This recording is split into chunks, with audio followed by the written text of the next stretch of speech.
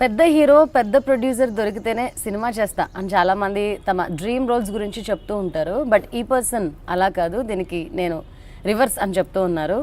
చిన్న వ్యక్తి అయినా టాలెంట్ ఉంటే చాలు తనని హీరోగా ప్రొజెక్ట్ చేస్తా అని చెప్తారు. ఇప్పుడు బ్లేడ్ బాబ్జీ, ఆడుతూ పాడుతూ, లీలామహల్ సెంటర్, కెవ్వు కేక ఇలాంటి సినిమాలతో మంచి మంచి కామెడీ ఎంటర్టైన్మెంట్ని అందించిన డైరెక్టర్ దేవిప్రసాద్ నాతో ఉన్నారు. దేవిప్రసాద్ డైరెక్టర్, ఈ మధ్యలో క్యారెక్టర్ ఆర్టిస్ట్గా కూడా టర్న్ అయ్యారు. నీది నాది ఒకటే కదా సినిమాలో ఫాదర్ రోల్ ప్లే చేసి మంచి మంచి అప్లాస్ తెచ్చుకుంటున్నారు. ఇంకొద్ది రోజులు పోతే డైరెక్టర్ అవతారం పక్కన పెట్టేసి ఫుల్ లెంత్ క్యారెక్టర్ ఆర్టిస్ట్గా ఆయన అవతారం ఎత్తుతారా అని కూడా కొంతమంది కామెంట్స్ చేస్తున్నారు. హీస్ విత్ మీ ఎన్ సరదాగా Vishwetha Reddy, exclusively on iDream. Hello, ఎలా ఉన్నారండి? సూపర్గా ఉన్నారండి, మీరు ఎలా ఉన్నారు? ఐఎమ్ ఫైన్, బట్ మీరు సూపర్గా ఉన్నారు అనుకుంటున్నాను. వై? బికాస్ మనం ఇంటర్వ్యూ ముందు కూడా మీ you are getting so many calls about applauding the character నీది నాది ఒకటే కదా. ఇప్పుడు ఈ సిచ్యుయేషన్ ఎట్లా ఉంది? అంటే కొత్తగా ఉందండి. అంటే విపరీతంగా ఫోన్లు వస్తున్నాయి ఇండస్ట్రీ నుంచి, తర్వాత బయట నుంచి అంత విపరీతంగా వస్తున్నాయి. ఇప్పుడు నేను డైరెక్టర్గా సక్సెస్ఫుల్ సినిమాలు చేసినప్పుడు కూడా ఒక రోజులో ఒక 40-50 కాల్స్ వస్తే, అంటే ఎక్కడి నుంచి వస్తాయి సినిమా చూసినా కొంతమంది చేస్తారు, మన వెల్ విషర్స్ చేస్తారు, డిస్ట్రిబ్యూటర్స్ ఎవరు అలాంటి వాళ్ళు చేసి సినిమా బాగుంది అని చెప్పి చాలా ఆనందంగా ఉండేది. ఇప్పుడు అసలు చాలా పెద్ద సంఖ్యలో అనమాట. అంటే ఆల్మోస్ట్ రిలీజ్ అయిన దగ్గర నుంచి ఇప్పటి వరకు ఒక 250 కాల్స్ అటెండ్ చేసి ఉంటాను. అంటే ఎక్కడెక్కడి నుంచో, ఇటు వరంగల్, నిజామాబాదు, వైజాగ్, గుంటూరు, ఒంగోలు, ఇట్లా రకరకాల ప్లేసుల నుంచి కూడా వస్తున్నాయి. తర్వాత సినిమా ఇండస్ట్రీలో ఉన్న చాలామంది డైరెక్టర్స్, అంటే ఒకరని చెప్పడానికి లేదండి, number of directors, writers, producers ఇలా చాలామంది కాల్ చేసి అభినందించారండి. ఇది ఒక కొత్త ఎక్స్పీరియన్స్. అంటే పొంగిపోవడానికి ఏం లేదు, కానీ పొంగిపోయేది కాదు, కానీ ఒక కొత్త ఎక్స్పీరియన్స్ అని అయితే చెప్పచ్చండి. మీ ఈ సినిమా గురించి మంచి రివ్యూస్ కూడా, రివ్యూస్ అనేది ఇప్పుడు కీలక పాత్ర పోషిస్తుంది. ఒకప్పుడు థియేటర్స్లో చూసి మనకేమనిపించినా చెప్పే హక్కు కానీ ఫెసిలిటీ కానీ లేకుండా పోయింది. బట్ ఇప్పుడు ఫిలిం అనగానే రివ్యూస్ చాలా కీలక పాత్ర పోషిస్తున్నాయి. మీ సినిమా కూడా మంచి రివ్యూస్ అండ్ రేటింగ్స్ ఇస్తున్నారు. చాలా మంచి రేటింగ్స్ అండి, అన్నీ కూడా 3.25 పైనే. కొన్ని అయితే 4 కూడా ఇచ్చినాయి. అంటే ఈ మధ్య కాలంలో 4 రేటింగ్ ఇచ్చిన సినిమాలు నాకు తెలిసి మరి ఏమీ లేవు. 3.75 అంటే మ్యాక్సిమం అన్ని చాలా వెబ్సైట్స్ కూడా అలాగే ఇచ్చారు. అందులో సినిమా గురించి బాగా రాశారు, హీరో గురించి బాగా రాశారు, నా గురించి చాలా బాగా రాశారు. ఇది ఒక అంటే బేసిక్గా చాలా మంచి సినిమా అండి అది. అంటే ఒక డిఫరెంట్ సినిమా. అయితే ఆ డిఫరెంట్ సినిమా ఇంత రేంజ్లో ఇలా సక్సెస్ అవుతుందా అనేది అయితే అందరికీ చిన్న డౌట్ ఉందండి. ఎందుకంటే కొత్తగా ఎక్స్పెరిమెంట్ చేసినప్పుడు అది ఏ స్థాయి సక్సెస్ అవుతుంది అనేది అందరు చెప్పలేరు, ముందు చెప్పలేము. ఒకవేళ రివర్స్ అయినా అవ్వచ్చు. ఎందుకంటే ఇది బేసిక్గా సినిమాటిక్ గ్రామర్తో ఉండే సినిమా కాదు. అంటే ఇక్కడ ఇది ఉండాలి, ఇక్కడ ఇది ఉండాలి, ఇక్కడ ఇది ఉండాలి అనే గ్రామర్ సినిమా కాదు. ఒక ఫ్రెష్ థాట్ తోటి అసలు, అంటే దానికి అది యూనిక్గా ఉంటుంది అనమాట ఆ సినిమా. అంటే కథగా చెప్పాలంటే కథ ఏముండదు ఆ సినిమాలో, అన్ని భావోద్వేగాలు, ఎమోషన్స్ ఉంటాయి అన్నమాట.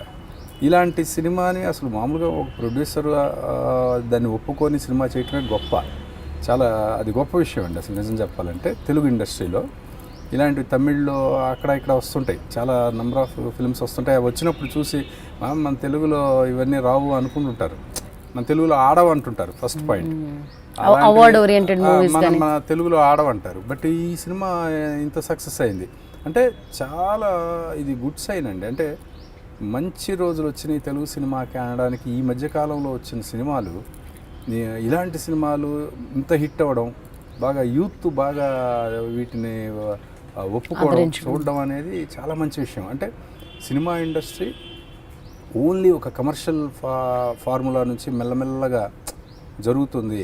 అంటే ఆడియన్స్ యాక్సెప్ట్ చేస్తున్నారు అనేది మంచి పరిణామం తెలుగు సినిమాకి. అదే మీరు చెప్పిన ఒక టాపిక్ తీసుకుంటే, ముందంతా కమర్షియల్, ఒక ఫైట్లు ఉండాలి, లేకపోతే ఒక ఐటమ్ సాంగ్ ఉండాలి, లేకపోతే ఒక రొమాంటిక్ సాంగ్ ఉండాలి, అన్నీ మీరు అన్నట్టుగా సినిమా గ్రామర్కి సంబంధించి అన్ని ఎలిమెంట్స్ ఉండాలి. బట్ మెల్లమెల్లగా ఇప్పుడు న్యాచురల్ జోన్లోకి వస్తుంది సినిమా ఇండస్ట్రీ కూడా అని. ఈ చేంజ్ని యాక్సెప్ట్ చేయడంలో ప్రేక్షకులు కీలక పాత్ర పోషిస్తున్నారా, లేకపోతే సినిమా తీసే వాళ్ళ యాటిట్యూడ్స్ చేంజ్ అవుతున్నాయా? ప్రేక్షకులు చూస్తేనే తీస్తారండి ఇది, ఎందుకంటే ఇది కంప్లీట్ బిజినెస్ కదా.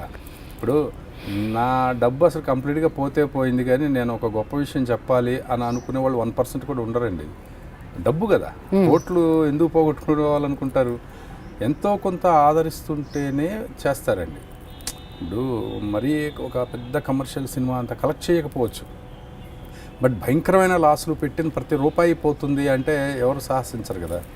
బట్ అలాంటి మంచి మార్పు ఇప్పుడు వచ్చిందంటే దానికి ప్రేక్షకులే కారణం అండి.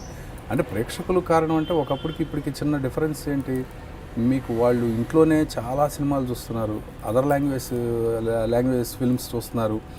ఆడియన్స్లోనే ఇప్పుడు యూత్ కానీ వాళ్ళందరూ ఒకప్పుడు మనం ఇంగ్లీష్ సినిమాలు చూడడమే చాలా ఎక్కువ అండి, కష్టం. ఎప్పుడో ఒక థియేటర్లో అలా వచ్చేవి. ఇప్పుడు అలా కాదు కదా, ఇప్పుడు ఫ్రెంచ్ సినిమాలు చూస్తున్నారు, కొరియన్ సినిమాలు చూస్తున్నారు. సినిమా వాళ్ళు కాదు, కామన్ ఆడియన్స్ కూడా, ప్రేక్షకులు కూడా చూస్తున్నారు కాబట్టి వాళ్ళల్లో చిన్న డిఫరెన్స్ అది ఇప్పుడు అది స్టార్ట్ అయిందండి. అంటే మనం కూడా ఇలాంటి సినిమాలు చూడాలి అనేది స్టార్ట్ అయింది. దానివల్ల ఈ సినిమా ఇంత సక్సెస్ అయిందని అనుకుంటున్నాను నేను. అంటే ఇంకా ఈ సినిమాకి సంబంధించి మీ క్యారెక్టర్కి సంబంధించి, అంటే మీరు నిజ జీవితంలో చాలా కూల్గా సున్నిత స్వభావులు అని విన్నాను నేను, బట్ ఇందులో క్వైట్ ఆపోజిట్ మీ క్యారెక్టర్. అసలు 100% అసలు ఆ క్యారెక్టర్కి నాకు సంబంధం లేదండి. అసలు ఆ క్యారెక్టర్ ఎప్పుడు కోపంగా ఉంటుంది. నేను జనరల్గా ఎప్పుడు కోపంగా ఉండను. అవసరమైతేనే మాట్లాడుతుంది ఆ క్యారెక్టర్. నేను లుడా మాట్లాడతాను. అంటే ఆ క్యారెక్టర్కి నాకు అసలు సంబంధం లేదండి. ఆ క్యారెక్టర్ ఎప్పుడు పైకి రావాలి, ఇది రావాలి అంటుంటుంది కొడుకుని. మా అబ్బాయి 10th క్లాస్ ఎగ్జామ్స్ అప్పుడు కూడా నేను చదువుకోరా అని చెప్పారు నాకు. అంటే ఫ్రీగా వదిలేస్తానండి. అంటే తెచ్చిపెట్టుకున్న ఒక స్వభావాన్ని మోయడం మీకు బరువుగా అనిపించలేదా? యాక్టింగే కదండి అది, యాక్టింగే. ఆ ఫీల్ మనం యాక్ట్ చేయడమేనండి. యాక్చువల్గా అసలు నా క్యారెక్టర్ అది కాదే కాదు. డైరెక్టర్ ఫస్ట్ కాదు నాకు కథ చెప్పినప్పుడు అందులో హీరో ఎలా అయితే ఫీల్ అవుతాడో నేను అలా ఫీల్ అవుతాను జనరల్గా. శ్రీ విష్ణు క్యారెక్టర్ మీ రియల్ టైం నా ఫిలాసఫీ అంటే నాకు దగ్గరగా ఉంటుంది అది. ఇది అసలు కంప్లీట్ కాంట్రాస్ట్ క్యారెక్టర్ అనమాట. నేను ఏది కాదో సినిమాలో అది. అందుకనే యాక్చువల్లీ ఇప్పుడు కొత్తగా ప్రేక్షకులు చూసినప్పుడు వాళ్ళకి ఆ క్యారెక్టర్ కనిపిస్తుందండి. ఇప్పుడు నేను నాకు తెలిసిన వాళ్ళు కానీ, నా సర్కిల్లో నా ఫ్రెండ్స్ కానీ, లేకపోతే సినిమా ఇండస్ట్రీలో నేను తెలిసిన వాళ్ళు కానీ, మా ఫ్యామిలీ మెంబర్స్ కానీ అందరూ షాక్ అవుతున్నారు. ఎందుకంటే అసలు ఇంత సీరియస్గా, ఇంత భయంకరంగా, ఇంత భయపెట్టేలాగా నేను ఎప్పుడు ఉండను కదా బయట. నేను ఎప్పుడు కూడా నవ్విస్తూ ఉండే స్టైల్ నాది. అంటే నాకు ఇష్టం. స్క్రీన్ మీద ఈ క్యారెక్టర్ చూసి మీ ఇంట్లో వైఫ్ కానీ లేకపోతే పిల్లలు కానీ మీ అసోసియేట్స్, క్లోజ్ అసోసియేట్స్ ఏం చెప్పారు? అందరూ అదే షాక్ అయ్యారండి. షాక్ అంటే ఎలా అంటే నేను న్యాచురల్గా చేశాను, న్యాచురల్గా చేయడానికి ప్రయత్నం చేశాను. ఎక్కడ యాక్ట్ చేస్తున్నట్టు ఉండకూడదు అనేది నా ఒపీనియన్. సేమ్ డైరెక్టర్ గారి ఒపీనియన్ కూడా అదే. అన్ని క్యారెక్టర్లు న్యాచురల్గా మనం చూస్తున్నట్టు, మన ఇంట్లో జరుగుతున్నట్టు, మన ఇంటి పక్కన జరుగుతున్నట్టు ఉండాలి. మామూలు ఆ డైలాగ్ చెప్పేది ఆ పట్టి చెప్పడం అలాంటివన్నీ ఏమి ఉండవండి. మామూలుగా నాకు కోపం వస్తే కోపం ఎలా మాట్లాడతానో అలా మాట్లాడడమే సినిమాలో. మా పిల్లలు కూడా ఏమన్నారంటే, అసలు నాన్న నువ్వు ఇంట్లో ఎలా మాట్లాడతావో అలాగే మాట్లాడావు, కాకపోతే అందులో చాలా కోపంగా ఉన్నావు, ఇక్కడ కోపంగా ఉండవు, అంతే డిఫరెన్స్ అన్నారు. అది డైలాగ్ చెప్పినట్టుగా ఉండదండి సినిమాలో. అలాగా నేను న్యాచురల్గా చేయడానికి ప్రయత్నం చేశాను. అలాగే ఈ రోజున అందరూ కూడా చాలా సహజంగా ఉంది అంటుంటే నాకు ఓకే, నేను కొంతవరకు సక్సెస్ అయ్యానేమో అనిపిస్తుంది. మీరు ఇందాక నాతో మాట్లాడుతూ చెప్పారు, నాకు ఎంతమంది అప్లోడ్ చేసినా కూడా పెద్ద కిక్ రావడం లేకపోతే ఏదో ఎనర్జైజ్ అవ్వడం అట్లా లేదండి, చాలా న్యూట్రల్గా ఉంటాను నేను అని. అంతే. ఈ నిర్లిప్తత రావడానికి కారణం ఏంటి? కాదు అంటే హ్యాపీనెస్ ఉండదని కాదు, కానీ హ్యాపీ ఫీల్ అయిపోయేది ఏముంటుందండి. ఇప్పుడు మన సినిమా నేను డైరెక్ట్ చేసినప్పుడు, సినిమా సక్సెస్ అయినప్పుడు చాలామంది అభినందించారు. ఫెయిల్యూర్ అయినప్పుడు ఎవరో అభినందించరు. దాన్ని ఎలా తీసుకుంటామో దీన్ని కూడా అలాగే తీసుకోవాలి. ఒక ప్రయత్నం అంతే అండి. ఆ ప్రయత్నం అయిపోయిన తర్వాత దాని గురించి బాగా నెత్తికెక్కించేసుకోకూడదండి.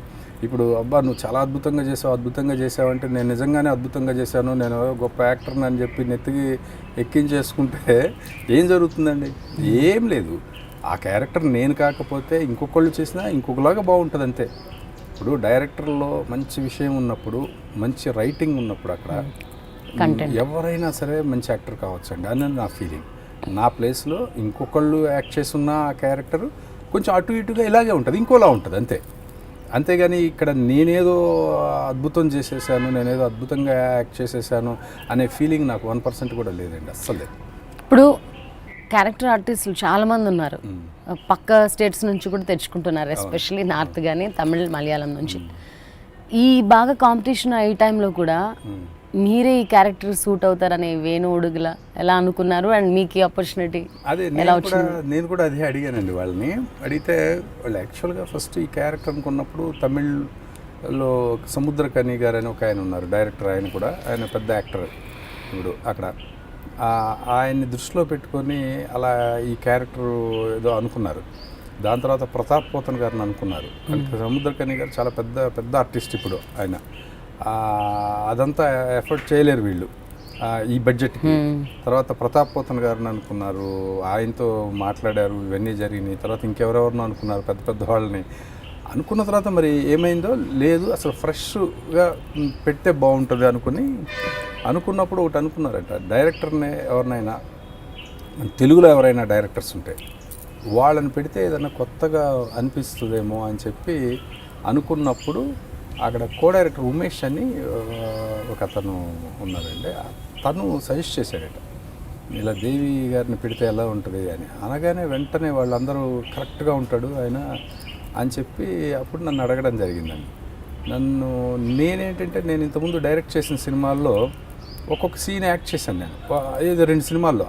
అది సీరియస్గా చేసింది కాదు, ఆ టైంకి ఎవరు ఆర్టిస్ట్ కరెక్ట్గా అవైలబుల్ లేదు. ఇప్పుడు ఏదో ఒక సినిమాలో తమిళ్ తెలుగు స్లాంగ్ ఉంటుంది, అది ఎవరినో ఆర్టిస్ట్ని తీసుకొచ్చి వాళ్ళని నేర్పించి చేయాలి కాబట్టి అందరూ లేదు నువ్వే చేసాయంటే చేసేసాను.